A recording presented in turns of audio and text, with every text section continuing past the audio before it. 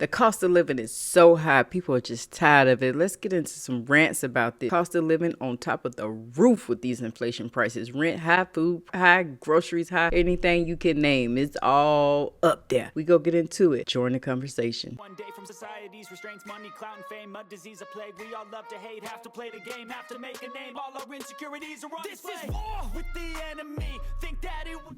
Ooh, honey, the cost of living is still up. It ain't going down. And we're hearing it directly from the people in the streets. Everything is expensive. Anything you try to look for, honey. It's a house, it's a car, it's a dog. It costs too much. We gonna get into some videos right now and let's talk about it. Let's go. And I was just having a quick thought and prayer yesterday as it was Sunday. And you know what I just did? The cost of living is getting too high. It's just getting too high. Let me explain. So I was thinking, everybody's struggling with sin. Everybody's struggling with temptation. Everybody's struggling with something and we're battling with something, right? But I just deeped, like, over the past couple of years, it costs me more to live in sin than it does to live for the glory of God. Let me land. So I was just deep in, drinking is expensive. Being outside where God ought you not to be is expensive. Gluttony is expensive. Like trying to be something that you're not is expensive. And quite personally, I'm done. I'm done with living outside of God's will. I'm done with doing things that's not glorifying him because it's coming at a cost. When my God has already paid for those costs with his blood, I should now go outside of his will and live in this way for who? For the devil. And he hasn't given me anything. He hasn't cleared my debts. He hasn't cleared and written off all my sins. But I'm living for him. Like, I'm deep in on my personal level. Obviously, being in that relationship that God has not ordained, it comes at a cost. Emotionally, financially. Oh, she said a mouthful. Yes, it costs more to go out here and sin than do to just sit at home, meditate, and pray. That's free. And drink your water, honey. Yeah. Dear 40, let me record this while the sun is just radiating off my skin. But one thing that I realized that I do not like to live in survival mode. It stresses me out. It gives me anxiety. It overwhelms me. I just really dislike living in survival mode. I remember one time that I didn't even realize I was living in survival mode till one day I became sick.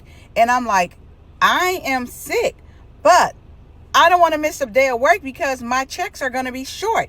That's when I realized that, Nicole, like, you living in survival mode when you are sick, but your focus is going to work. That was decades ago, y'all. Ever since then, when you say, I get to it, I get to it. I feel like this. Living in survival mode, it makes you anxious. The smallest thing can upset you. Like, you will be taking out your anger on somebody that has nothing to do with your finances, nothing to do with your situations, like nothing to do. And then I'm the type of person, y'all, I am not going to be living in survival mode with a man. And that's a whole nother video because it's two of y'all. It is two of y'all. And that's the reality of it. I feel like when it's two of y'all and y'all in a relationship and y'all should be there for each other and you're still living in survival mode, y'all need to regroup. Yes, survival mode is terrible, honey. And like she said, if you sitting there sick and want to take off work, you sitting there dragging and going to work sick, not feeling good because you can't even afford to take a day off. That's just not healthy. That's not healthy at all. Sitting there knowing you got a migraine, but still talking about I'm coming in for today. That's why people be calling off all the time. And then the manager get mad at you for calling off, but goddamn, you're supposed to take care of yourself. You get tired of being in survival mode, and that is just overwhelming. Sometimes it's better just take care of yourself and say kumbaya, and I'm just not going in today. But you got to save money to make sure you do that so you can put yourself in no hole. This is just a reminder to be grateful for what you have now, the job you have now. Sometimes it is hard to get up in the morning. It is hard to go do adult things, but at the end of the day, so many people would love to change positions with you and have your life and have the blessings that you have. Yes, you got to be thankful for what you got and what you have because, honey, sometimes life can hit you. And when you change your perspective on things, that's when you know miracles happen. You can't skip on no blessings. You can't act like you don't see those blessings that's happening now because if you do, you could lose your blessings. Yes, thank on the blessings you have now. And even though it's hard getting up, going to that job, it's a blessing that you still got one because, like she said, plenty of people want to be in your position and they're not right now. They're going through some things. I probably cry every single month. Dang, Every single month. Yeah. And you know what made me get through it? Matthew 6:33. Seek ye first the kingdom of God, and all these things will be added unto you. Don't worry about tomorrow.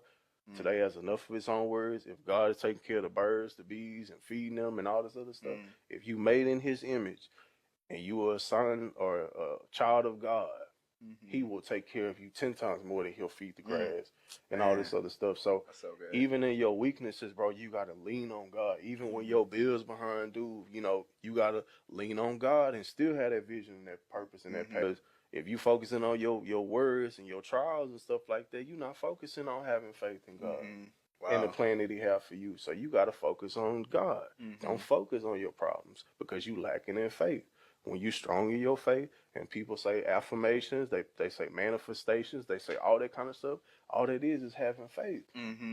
That in your current circumstances is not your future destination. That's right. And I ain't trying to preach to y'all, but I just be, if I'm going to give you some info, I'm going to give you the real thing. Sometimes you got to manifest your stuff, and your current situation is not going to be your future. It's just a minor setback for a major comeback. You can do it. I like to stay positive over here. Even through trials and tribulations, I like to stay positive. Focus on the good things and not the problem. And you got to feel like this even when things are going right. Your faith got to be bigger than your worries. But we going to talk about it another time in another video. I'm Tiffany Rose. Hey, if you're new to the channel, mash that like button so other people can see this video, and I'm out. One day from society's restraints, money, clout, and fame, a disease, a plague. We all love to hate, have to play the game, have to make a name. All our insecurities are on display. This is war with the enemy. Think that it